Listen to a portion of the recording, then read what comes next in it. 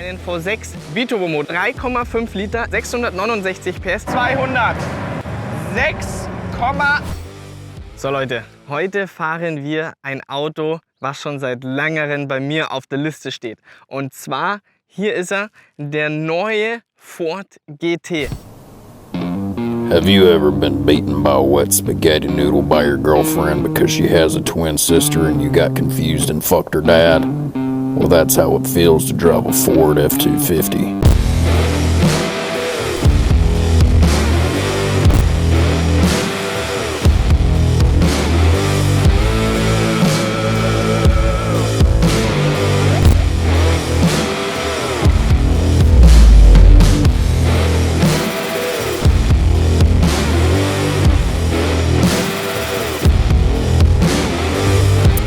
Ich habe den Ford GT schon immer gefeiert, vor allem den alten mit noch dem geilen V8 Kompressormotor. Hier haben wir jetzt einen V6 Biturbo-Motor am Start, 3,5 Liter, insgesamt eine Gesamtleistung von 669 PS. Daher bin ich ausgegangen davon, dass der vom Sound her nicht so geil ist. Allerdings, ich muss ganz ehrlich zugeben, ich bin jetzt hier diese 20 Minuten hier in die Wüste hergefahren und der erste Eindruck nach den 20 Minuten ist einfach nur heftig. Aber das werden wir jetzt dann gleich gemeinsam erleben, denn ich würde erst mal sagen, wir schauen uns hier ein bisschen das Design vom neuen Ford GT an, denn da muss man schon wirklich sagen, da hat Ford schon wirklich eine geile Arbeit geleistet. Denn einerseits klar, er sieht meiner Meinung nach sehr geil aus und vor allem die Funktionalität, die wir hier verbaut haben, allein schon wenn es hier vorne losgeht, diese riesen Lüfter, die wir hier haben, das erinnert mich sehr an McLaren P1, an den McLaren Senna, wie hier die Luft reinströmt und dann nach hinten weitergeht, um da schön den Motor zu kühlen. Und auch hier vorne, wenn wir schauen, allein wie geil das hier gemacht ist mit dem Frontspoiler aus Carbon und vor allem wie clever hier die Luft durchströmt. Also das ist schon wirklich heftig, wie Ford das hier gemacht hat. Vor allem auch, wenn wir hier an der Seite weitergehen. Auch hier, schaut mal her, an der Seite diese ganze Funktionalität, diese ganzen kleinen Details, Elemente und vor allem, was ich ja so krass finde an den neuen Ford GT, ist hier seitlich die Tür, wie hier das entlang geht. Das ist hier einfach, die Luft strömt hier durch, geht hier nach hinten weiter und dann hier durch.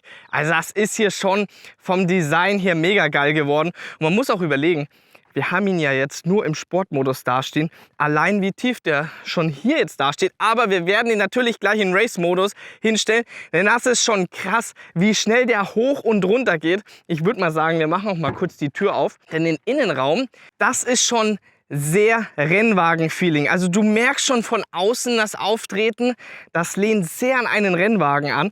Aber wenn wir uns den Innenraum mal reinziehen, ich steige auch direkt ein. Und zwar, das erste, was auffällt, ist, wir können den Sitz nicht irgendwie nach vorne, nach hinten bewegen, gar nicht. Sondern das Einzige, was wir machen können, ist, wir können hier das Lenkrad verstellen und hier die Pedale, und zwar hier an der Seite ziehen wir einmal an und dann können wir die Pedale nach vorne, nach hinten. Das war's. Also das ist wieder hier richtig Rennwagen-Feeling und muss auch ganz ehrlich sagen, hier der Innenraum. Diese ganze Tür, alles aus Carbon, dann hier das Lenkrad, das feiere ich mega. Wir haben einerseits hier die LED-Anzeige, dann ein komplettes Alcantara-Lenkrad und wie hochwertig sich das Ganze hier anfühlt. Du siehst, das ist hier alles aus CNC gefräst, hier die Carbon-Teile und diese Schaltpedals. Das fühlt sich alles so hochwertig an, also das ist schon wirklich heftig. Das hätte ich echt nicht gedacht, dass Ford hier so eine Qualität liefern würde, denn auch hier komplettes Armaturenbrett aus Alcantara, aus Carbon, also mega krass. Und man muss sich auch überlegen, wir haben hier ein Gesamtgewicht von 1400 Kilo und 669 PS mit der Aerodynamik. Da geht auf jeden Fall was vorwärts, denn er ist angegeben mit einer VMAX von 348 km/h. Und hier auch dieser Heckflügel bewegt sich aktiv. Bedeutet, ähnlich wie beim Senna, ähnlich wie beim P1, das Ding klappt nach oben. Aber hier, ich habe Videos bisher gesehen, da klappt das Ding ja aber Vollgas nach oben beim Bremsen. Also sind wir mal gespannt, wie das jetzt gleich beim Video wird, wie sich das dann auswirkt. Und was wir auch hier hinten dann sehen, Hier schön eingebrannt schon. Akrapovic, Abgasanlage aus Titan.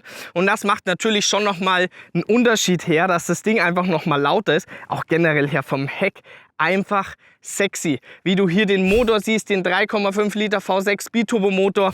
Und dann auch nochmal hier unten komplett der Diffusor. Alles aus Carbon. Also schon ohne Scheiß ein krasses Teil. Ich würde sagen, ich starte den jetzt mal ganz kurz. Du stellst dich so ein bisschen hier seitlich hin, denn wir wollen jetzt mal sehen, wie tief steht der wirklich im Race-Modus da. Okay Leute, dann starten wir ihn jetzt mal hier. Und jetzt schauen wir mal, jetzt gehen wir mal hier in den Track-Modus. Alter, wie schnell sich das Ding runterfährt. Warte mal, nochmal, wir gehen nochmal hoch. Ey, willst du mich verarschen? Was zum Teufel ist das denn? Nochmal in Track-Modus und 50 mm runter und zack, und unten ist er. Hey. Okay, also das muss ich mir jetzt mal hier selber anschauen, wie das hier aussieht. Ach du heilige Scheiße. Zieht euch das mal bitte rein. Und das hat noch Straßenzulassung. Schaut euch das mal an. Da passt genau noch mein Finger durch. Also das sieht mal richtig heftig aus, auch hier vorne. Also das sieht richtig, richtig heftig aus. Vor allem, wir dürfen ja auch nicht vergessen, Michelin Pilot Sport Cup 2 Reifen. Also das ist schon der perfekte Allrounder. Es gibt ja noch den Cup 2R, der eigentlich rein für die Rennstrecke ist mit Straßenzulassung. Hier Cup 2 ist perfekt hier für die Straßen und damit kannst du auch auf die Rennstrecken gehen. Und ich würde sagen, wir steigen jetzt ein, wir reißen jetzt mal auf. Allerdings erstmal im Sportmodus und ich bin echt gespannt, Leute, wie sich das Ding fahren lässt. Also von daher, yalla, Abfahrt!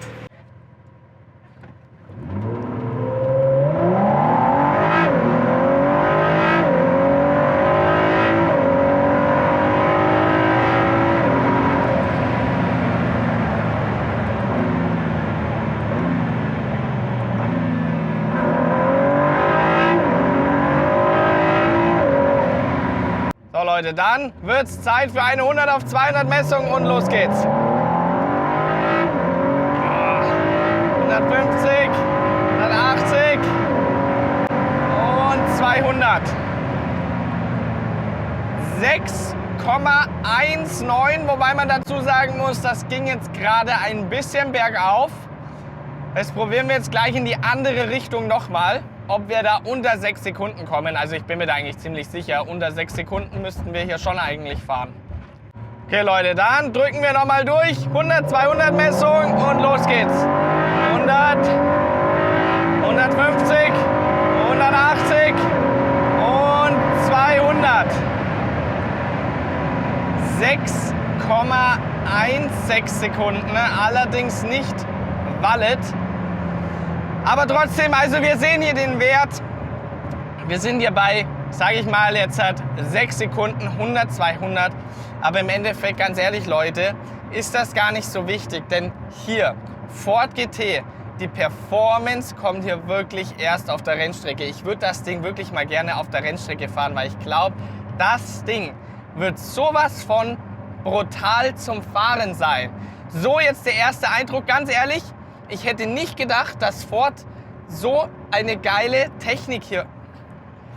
Ich hätte nicht gedacht, dass Ford hier so eine gute Arbeit leisten würde und wirklich so ein Teil hier auf die Straße bringen, womit du so viel Rennfeeling hast, so viele Emotionen entwickelst. Weil ganz ehrlich, ich würde jetzt keinen Unterschied merken, ob das Ding jetzt hat 100, 200 in 5 Sekunden beschleunigt, in 6 Sekunden oder in 7 Sekunden. Und ich meine, ganz ehrlich, wir sind hier bei einem Wert, der E63 von mir mit 840 PS, ich fahre unter 6 Sekunden. Aber trotzdem, ohne Scheiß, die Emotionen, die du hier in so einem Ding entwickelst, das ist eigentlich kaum mit einem anderen Auto zu vergleichen. Vor allem, wir haben hier immer noch einen Turbomotor am Start und keinen Saugermotor und du entwickelst solche Emotionen. Also von daher, Leute, wir machen Schluss hier. Ich hoffe, euch hat das Video gefallen. Wir drücken jetzt nochmal durch. Für euch hier nochmal erster Gang und dann sehen wir uns beim nächsten Video wieder. Alter!